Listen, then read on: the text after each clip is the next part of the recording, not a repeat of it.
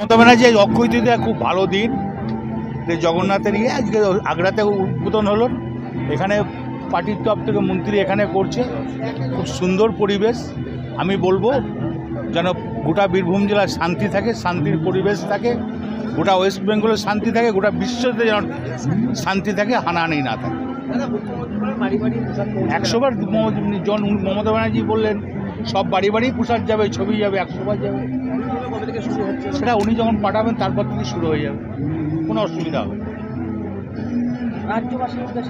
রাজ্যবাসীর উদ্দেশ্যে বললাম খুব ভালো চলুক, ভালো দিন চলুক, এবং রাজ্যবাসী যেন ভালো থাকে, শান্তি থাকে, কোনো হানাহানি যেন না হয়। ভোটের প্রভাব পড়বে 26 নির্বাচনে?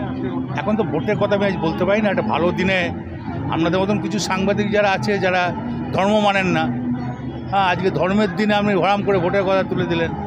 ভোট তো আলাদা জিনিস। একটু পড়াশোনা করুন না বাড়ি থেকে।